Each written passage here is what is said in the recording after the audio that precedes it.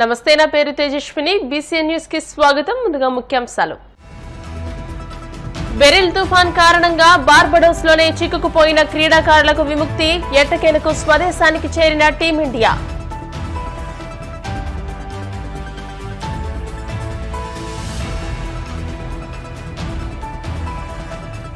గుంటూరు జిల్లా మంగళగిరి టీడీపీ కార్యాలయంపై దాడి case reopen, నిందితులను గుర్తించే పనిలో పోలీసులు.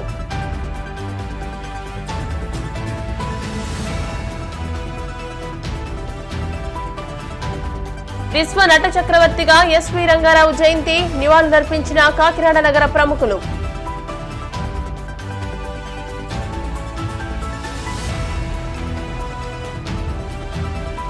శ్రీకాకుళం జిల్లా సిగలపుట్టుగ సముద్ర తీరంలో ఎలుగుబంట్లు హల్చల్, సముద్ర తీరానికి వచ్చే స్థానికుల్లో కలవరం. 13 ఏళ్ల తర్వాత మళ్లీ ఐసీసీ ట్రోఫీ గెలవడంతో టీమిండియా ఆటగాళ్ల ఆనందానికి అవధులు లేవు. టీ20 ప్రపంచ కప్ ఫైనల్ ముగిసిన తర్వాత మైదానంలో ఓ రేంజ్ లో సెలబ్రేషన్స్ చేసుకున్నారు.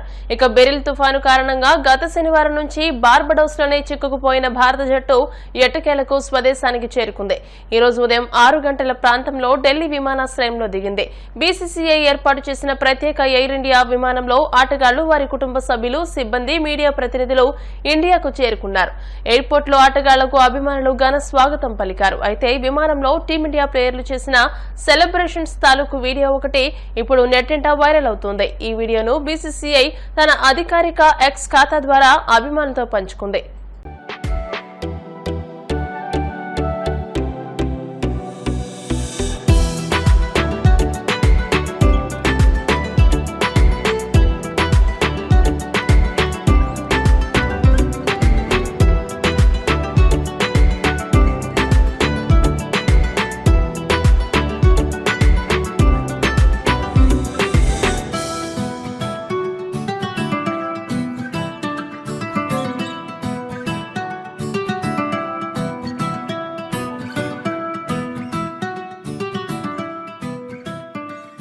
కడప నగరంలోని 30వ ఆంధ్ర ఎన్సీసీ బెటాలియన్ ను తిరుపతికి తరలించే యోచనను అధికారులు సత్వరమే విరమించుకోవాలని ఎన్సీసీ సీనియర్ విద్యార్థులు డిమాండ్ చేశారు. కడప నగరం 17వ డివిజన్ తెలుగు గంగా ప్రాజెక్టు కాలనీలోని ఆంధ్ర బెటాలియన్ వద్ద క్యాడెట్లు బైఠాయించి ధర్నా చేపట్టి తమ నిరసన తెలియజేశారు. ఈ సందర్భంగా వారు మాట్లాడుతూ ఇప్పటికే పీఐ స్టాఫ్, పరిపాలనా సిబ్బందిని తిరుపతి గ్రూపునకు అటాచ్ చేస్తూ ఉత్తర్వులు జారీ అయ్యాయన్నారు. ఈ కారణంగా ఈ ఏడాది నిర్వహించిన ఎన్సీసీ పరీక్షా ఫలితాలను సైతం పెండింగ్ లో ఉంచడంతో పాటు ప్రస్తుత విద్యా సంవత్సరానికి సంబంధించిన ప్రవేశాల ప్రక్రియను నిలిపివేయాలంటూ ఆదేశాలు వచ్చాయన్నారు. ఈ కార్యక్రమంలో ఎన్సీసీ సీనియర్ విద్యార్థుల ప్రతినిధులు మద్దెపల్లి అశోక్ తదితరులు పాల్గొన్నారు.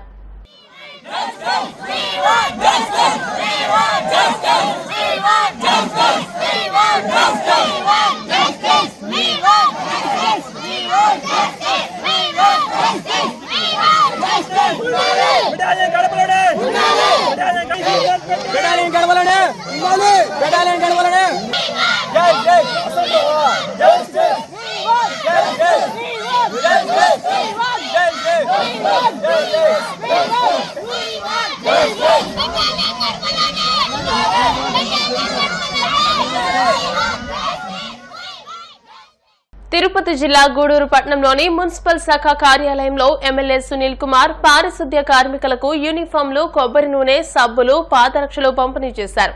ఈ సందర్భంగా గూడూరు ఎమ్మెల్యే సునీల్ కుమార్ మాట్లాడుతూ పారిశుద్ధ్య కార్మికుల సమస్యల పరిష్కారం కోసం తాను కూడా ఉద్యమాలు చేశానని, అయితే ఇప్పుడు ఆ సమస్యలు పరిష్కరించేందుకు ఎమ్మెల్యేగా రావడం ఆనందంగా ఉందని అన్నారు. మున్సిపల్ కార్మికుల సమస్యలు పరిష్కరించేందుకు ప్రభుత్వం చర్యలు తీసుకుంటుందని తెలియజేశారు. ప్రధానంగా పారిశుద్ధ్య కార్మికులు చేసే సేవలు చిరస్మరణీయమని కొనియాడారు. ఈ కార్యక్రమంలో మున్సిపల్ కమిషనర్ వెంకటేశ్వరరావు, మున్సిపల్ శాఖ సిబ్బంది, తెలుగుదేశం పార్టీ నాయకులు పాల్గొన్నారు. మున్సిపల్ చైర్మన్ గా ఇక్కడ ఈ స్థానంలోనే ప్రమాణ స్వీకారం చేశారు. తర్వాత మళ్ళీ ఒకసారి ఎమ్మెల్యేగా గెలిచారు. మళ్ళీ ఇప్పుడు మీ పోరాటంలో నేను కూడా ఇక్కడ కూర్చొని మీ సమస్యల కోసం ప్రతిపక్షంలో నేను కూడా పోరాడి మళ్ళీ ఈరోజు మీ సమస్యలను పరిష్కరించే ఎమ్మెల్యేగా మళ్ళీ మీ ముందుకు వచ్చారు. ఎందుకంటే ఉదయం లేచి తెల్లవారుజామున లేచి మీరు మస్టర్కి వచ్చి అక్కడ నుంచి ప్రతి వీధికి వెళ్ళి శుభ్రం చేస్తూ అక్కడ ఎన్ని రకాల గడ్డ పదార్థాలు ఉన్నా మీరు వాటన్నింటినీ కూడా వేరే విధంగా అనుకోకుండా ప్రజల కోసం కష్టపడి పనిచేసి మధ్యాహ్నం కూడా మళ్ళీ అదేవిధంగా పనిచేసి ప్రజల అవసరాలని తీర్చి ప్రజలు బాగుండాలా అనే ఉద్దేశంతో పనిచేసేటువంటి వాళ్ళు మీరు నిజంగా ప్రజల పట్ల మీకున్న అభిమానం చూస్తుంటే నిజంగా మీరు దేవుళ్ళు ప్రజలకి. ప్రజలు మాకు దేవుళ్ళు కాదమ్మా, మీరు దేవుళ్ళు. మీరు సేవ అందిస్తున్నారు ప్రజలకి. ఆ సేవ అటువంటి సేవ కాదు, మీరు అందించే సేవ. ఎవరు కూడా అందించలేని సేవ, ఎవరు కూడా చేయలేని సేవ. కాబట్టి మీ అందరూ కూడా మరొకసారి నమస్కారాలు తెలియజేస్తున్నామమ్మా. ఎన్నో పోరాటాలు చేశారు మీరు మీ యొక్క సమస్యలు పరిష్కారానికి. నాకు తెలిసి మా కమిషన్ గారిని అడుగుతుంటే 5-6 సంవత్సరాలు అయిందారు మీ కొట్లు వచ్చి. ఏదో సంతోషం, నా చేతుల మీద ఈరోజు ఇస్తున్నాను కొట్లు. 5-6 సంవత్సరాల నుంచి ఇదేంటంటే ఈ మున్సిపాలిటీలో పరిపాలన ఏ విధంగా ఉందో ఒక ఆలోచించుకోమని చెప్పి నేను తెలియజేస్తున్నాను. మున్సిపాలిటీలో మేమున్నప్పుడు నేను కిరణన్న, అలాగే తెలుగుదేశం పార్టీ ప్రజనార్దన్న, మా పురుషేనన్న, మేమంతా ఉన్నప్పుడు మున్సిపాలిటీలో చాలా బాగుండేది. ఈరోజు మున్సిపాలిటీ అధ్వానం అయిపోయింది. వాటర్ వర్క్స్లో అన్ని మోటార్స్ అన్నీ పోయినాయి. ఏదో 1 మోటార్ 2 మోటార్ రన్ అవుతున్నాయి. అందువల్ల నీళ్లు మనం ఇవ్వలేకపోతున్నాం. మన కమిషనర్ గారు కిరణ్ అందరం వెళ్ళి చూసిన తర్వాత కడుపు పడిపోయింది. మొత్తం పైప్ లైన్స్ అన్నీ కూడా ఎక్కడెక్కడ డ్యామేజ్, మొత్తం పగిలిపోయినాయి. అవి వాటిని సరి చేసే పరిస్థితి నాదులే లేదు. ఇక్కడ డిఈ ఉంటే దేనికి పని కాకుండా ఏమి చేయకుండా వ్యర్థంగా తయారయ్యాడు ఇక్కడ డిఈ. అట్లాగే పురపాలక సంఘంలో అప్పటి నుంచి కూడా పర్మనెంట్ పోస్టులు మీకు ఎవరికి కూడా ఇచ్చిన పరిస్థితి. గుంటూరు జిల్లా మంగళగిరి నియోజకవర్గంలోని టీడీపీ ఆఫీస్ పై 2021లో జరిగిన దాడి ఘటనపై పోలీసులు విచారణ చేపట్టారు. పోలీసులు సీసీ ఫుటేజీ ద్వారా నిందితులను గుర్తించే పనిలో పడ్డారు. ఈ క్రమంలో 5గురు వైసీపీ నేతలను పోలీసులు అదుపులోకి తీసుకున్నారు. వారిని మంగళగిరి గ్రామీణ పోలీస్ స్టేషన్ కు తరలించారు. 2021 అక్టోబర్ 19వ తేదీన టీడీపీ కార్యాలయంపై రాడ్లు, కర్రలు, రాళ్లతో వైసీపీ వర్గం దాడి చేసినట్లుగా పోలీసులు భావిస్తున్నారు. కార్యకర్తలను అరెస్ట్ చేశారన్న సమాచారం అందుకున్న మాజీ మంత్రి అంబటి ఆరా తీశారు. దీనిపై న్యాయ పోరాటం చేస్తామని చెప్పారు.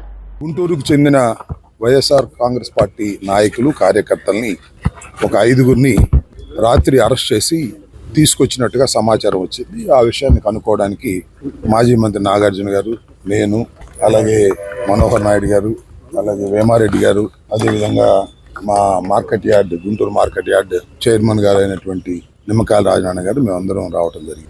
వారు చెప్పింది ఏంటంటే సమాచారం, ఇవాళ సాయంత్రం they will produce before the court that 5గురిని అరెస్ట్ చేశామని. 5గురిని సాయంత్రం 5 గంటలు 6 గంటల ప్రాంతంలో కన్సర్న్ కోర్టులో ప్రొడ్యూస్ చేస్తామని చెప్పారు. వీరందరినీ దేనికి అరెస్ట్ చేశారని మేము ఎంక్వైరీ చేస్తే ఎన్టీఆర్ ఆఫీస్ అది ఉంది కదా మంగళగిరిలో, పార్టీ ఆఫీస్ మీద పూర్వం జరిగిన దాడిలో వీరందరూ ముద్దాయిలుగా ఉన్నారు, అందుకు అరెస్ట్ చేసి కోర్టులో ప్రొడ్యూస్ చేస్తున్నామని చెప్పారు. Okay, we will also fight legally. వాళ్ళని అరెస్ట్ చేసి 24 hours లోపల కోర్టులో ప్రొడ్యూస్ చేయాలి. ప్రొడ్యూస్ చేసిన తర్వాత లీగల్ ఫైట్ చేస్తాం. మా కార్యకర్తల్ని మేము బయటకు తీసుకొచ్చేటటువంటి ప్రయత్నం చేస్తాం. Thank you. ఏపీలో విశాఖ జిల్లాకు చాలా ప్రత్యేకతలు ఉన్నాయని, నగర గౌరవం పెరిగేలా పనిచేస్తానని కొత్త కలెక్టర్గా నియమితులైన హరేంద్ర ప్రసాద్ తెలియజేశారు. రాష్ట్ర అదనపు ముఖ్య ఎన్నికల అధికారిగా పనిచేస్తున్న హరేంద్ర ప్రసాద్ ను విశాఖ కలెక్టర్గా నియమిస్తూ ప్రభుత్వం ఉత్తర్వులను జారీ చేసింది. దీంతో ఆయన కలెక్టర్ కార్యాలయంలో అధికారికంగా పదవీ బాధ్యతలు చేపట్టారు. విశాఖకు మంచి పేరు తెచ్చేలా విధులు నిర్వహిస్తారని వెల్లడించారు. వైజాగ్ జిల్లా కలెక్టర్గా బాధ్యత స్వీకరించడం జరిగింది. మీ అందరికీ తెలుసు, వైజాగ్ ఒక ఆదర్శ నగరం, ఐపీకే గర్వకారణం. అలాంటి ఒక నగరానికి జిల్లా కలెక్టర్గా రావడం చాలా సంతోషంగా ఉంది. డెఫినెట్గా ఈ అవకాశాన్ని ఉపయోగించుకొని ప్రజలకు మంచి జరిగే విధంగా పూర్తి స్థాయిలో పనిచేస్తానని ఈ సందర్భంగా అందరికీ తెలియజేస్తున్నాను. ప్రజలకు అందుబాటులో ఉంది. ప్రభుత్వం యొక్క సంక్షేమ మరియు అభివృద్ధి కార్యక్రమాలని అర్హత ఉన్న ప్రతి ఒక్కరికి చేర్పించే విధంగా చర్యలు తీసుకుంటామని ఈ సందర్భంగా తెలియజేస్తున్నాను.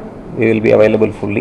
Besides that, any day if somebody walks in, వాళ్ళకు అవకాశం ఇచ్చి వాళ్ళ ఒక సమస్యని పూర్తిగా విని పరిష్కారం చేసే విధంగా చర్యలు తీసుకోవడం జరుగుతుంది. ప్రభుత్వం డెఫినెట్గా విశాఖపట్నాన్ని ఐటీ అదేవిధంగా ఫినాన్షియల్ క్యాపిటల్గా చేయాలనే ఉద్దేశంతో తీసుకురాబోతున్న ఇన్వెస్ట్మెంట్స్ కావచ్చు, జాబ్స్ కావచ్చు, పూర్తి స్థాయిలో ఇక్కడ అభివృద్ధి జరిగే విధంగా జిల్లా యంత్రాంగం ఒక పనితీరు ఉంటుంది. దానికి కావాల్సిన ఎఫర్ట్స్ డెఫినెట్గా పెట్టడం జరుగుతుంది. ఇక్కడ దానికి కావాల్సిన స్కిల్ డెవలప్మెంట్ కావచ్చు, దానికి కావాల్సిన ఎకో సిస్టమ్ కావచ్చు డెవలప్ చేయడం జరుగుతుంది. ప్రభుత్వం యొక్క పాలసీ మేరకు అదేవిధంగా ప్రజాప్రతినిధుల యొక్క సలహాలతో అభివృద్ధి కార్యక్రమాన్ని ముందుకు తీసుకువెళ్ళడం జరిగింది. Enquiry which is going on definitely will take it to a logical conclusion. అలాంటి సమస్యలు ఏదైనా మా దృష్టికి వస్తే డెఫినెట్గా న్యాయం జరిగే విధంగా చర్యలు తీసుకోవడం జరుగుతుంది. నెల్లూరు జిల్లా కావలి రూరల్ పరిధిలో బస్సులో జరిగిన దొంగతనం కేసును పోలీసులు ఛేదించారు. బెంగళూరుకి వెళ్తూ ఉండగా గుర్తించి నిందితులను అరెస్ట్ చేసి వారి వద్ద నుండి 77 లక్షల మొత్తాన్ని స్వాధీనం చేసుకున్నారు. ఈ కేసు వివరాలను అడిషనల్ ఎస్పీ సౌజన్య మీడియాకు వెల్లడించారు. విజయవాడలోని చెన్నకేశవరెడ్డికి చెందిన కన్స్ట్రక్షన్ కంపెనీలో అకౌంటెంట్ గా పనిచేసే హరనాథ్ రెడ్డి 80 లక్షల రూపాయల నగదుతో విజయవాడ నుండి చెన్నైకి బయలుదేరాడు. అయితే కావలిలో 2 వ్యక్తులు అతడికి మత్తుమందిచ్చి నగదుతో పరారయ్యారు. పోలీసులకు ఫిర్యాదు అందడంతో విచారణ చేపట్టారు. హరనాథ్ రెడ్డి తన స్నేహితులైన వినోద్, రమేష్, యాసన్ భాషలతో కలిసి ప్లాన్ చేసి చోరీకి పాల్పడినట్టు పోలీసులు గుర్తించారు. రూరల్ పోలీస్ స్టేషన్ కావలి సబ్ డివిజన్కి ఒక పోలీస్ కంప్లైంట్ వచ్చిందండి. ఆ కంప్లైంట్లో ఏంటంటే ఒక వ్యక్తి విజయవాడ నుంచి చెన్నైకి 80 లక్షలు క్యాష్ పట్టుకెళ్తూ మధ్యలో బస్సు ఆగిన చోట కొంతమంది ఆ డబ్బుల్ని దొంగతనం చేశారని చెప్పి కంప్లైంట్ వచ్చింది. వచ్చిందమ్మంటే ఎస్పీ నెల్లూరు జిల్లా గారి ఆదేశాల అనుసారం అక్కడ కావలి రూరల్ ఇన్స్పెక్టర్ గారు, కావలి సబ్ డివిజన్ డిఎస్పీ గారు మరియు క్రైమ్ డిఎస్పీ గారు కూడా ఇందులో అక్కడ విషయాలు పరీక్షించి లోకల్ ఫుటేజ్, సీసీ ఫుటేజ్ తీసుకుని ఆయన చెప్పింది ఎంతవరకు నిజమని కనుక్కుని ఒక రెడ్ కలర్ కార్లో ఒక మనుషులు ఈ బ్యాగ్ డబ్బులున్న సంచిని తీసుకెళ్ళడం గుర్తించి వెమ్మటే వాళ్ళ వెనకాతల ఎక్కడికి వెళ్తున్నారని చెప్పి ట్రాక్ చేసుకుని వెళ్ళి ఈ డబ్బులు పట్టుకోవడం జరిగిందండి. చెన్నకేశవరెడ్డి అని ఒక ఆయన కంప్లైంట్ ఇచ్చారు. ఏంటంటే ఆయన మనీ తీసుకెళ్తూ 80 lakhs అమౌంట్ కన్స్ట్రక్షన్ కంపెనీ మీద లిక్విడ్ క్యాష్ చెన్నై తీసుకెళ్ళాలి. చెన్నై తీసుకెళ్తే అది ప్రైవేట్ ట్రావెల్స్లో బస్ ట్రావెల్ చేస్తూ ఉన్నారు. బస్ ట్రావెలింగ్ చేస్తుంటే బస్ ట్రావెలింగ్లో ఉన్న ఆయనతో పాటు అకౌంటెంట్ ఒక ఆయన ఉన్నారు, హర్నాథ్ రెడ్డి అని, ఆయనతో తీసుకెళ్తుంటే మధ్యలో దొంగతనం జరిగింది. మాకు ఒక వ్యక్తి హర్నాథ్ రెడ్డి గారిని ఒక కర్చీఫ్లో మత్తుమంది ఇచ్చి పడుకోబెట్టి అక్కడున్న డబ్బులు సంచి తీసుకెళ్ళిపోయాడు అని చెప్పి కంప్లైంట్ చేశారు. ఆ ఫుటేజ్ ఆధారంగా వాళ్ళు ఎక్కడికి వెళ్ళారు ఏంటి అని పరిశీలించిన పిదప మాకు అర్థమైంది ఏంటంటే 75 లక్షలు ఒక మనిషి దగ్గర, 5 లక్షలు ఒక మనిషి దగ్గర జరగడం జరిగింది. సో ఒకటి బెంగళూరు నుంచి ఒక 5 lakhs, ఇందులో ఇంకొక 2 ముద్దాయిలు ఉన్నారు, వినోద్ అండ్ రమేష్. వీళ్ళిద్దరు కూడా ఒక హర్నాథ్ రెడ్డి అన్న ఆయనకి ఫ్రెండ్స్, ఒకళ్ళు బెంగళూరులో ఉంటారు, ఒకళ్ళు మదనపల్లిలో ఉంటారు, బాగా బెస్ట్ ఫ్రెండ్స్. ఇలా డబ్బులు వస్తున్నాయని తెలిసి ఇది ఎలాగన్నా సరే కొట్టేయాలి అనే దురుద్దేశంతో వాళ్ళు ప్లాన్ చేసుకుని ఎవరో దొంగతనం చేసినట్టుగా చెప్పి ఆ డబ్బులు ఇక్కడి నుంచి తీసుకెళ్ళిపోయి ఆ ఒక బాడుకు ఒక కారు కొనుక్కుని ఆ కారులో రిటర్న్ అయిపోయి వాళ్ళు వెళ్ళిపోవడం జరిగింది. సో టీమ్స్ అన్నీ పెట్టడం జరిగింది. టీమ్స్ కూడా కరెక్ట్గా క్యాచ్ చేసి ఈ టోటల్ అమౌంట్ని 77.5 lakhs అమౌంట్ మొత్తం ఇంటాక్ట్ క్యాష్ మొత్తం కూడా డిటెక్ట్ చేయడం జరిగింది. ఒకటి మదనపల్లిలో, ఇంకోటి వచ్చేసి ఆ 5 lakhs వచ్చేసి బెంగళూరు దగ్గర. సో దీనికి గాను Dittaluru SI and Kavali rural inspector గారు and Kavali sub division DSP గారు అండ్ క్రైమ్ డిఎస్పీ గారు కూడా ఎంతో కృషి చేసి 24 గంటల్లోనే ఈ కేసుని డిటెక్ట్ చేయడం జరిగిందండి. సో వారందరికీ కూడా ఎస్పీ గారి తరఫున, జిల్లా దగ్గర పోలీస్ యంత్రాంగం తరఫున కూడా కంగ్రాచులేషన్స్ చెప్తూ రివార్డ్స్ ప్రకటించడం జరుగుతుంది. దగ్గర నుంచి మేము 77 లక్షల 77.5 lakhs amount plus mobile phones plus car కూడా సీజ్ చేసుకోవడం జరుగుతుంది. Thank you. ఇప్పుడు కాసేపు ప్రకటనలు.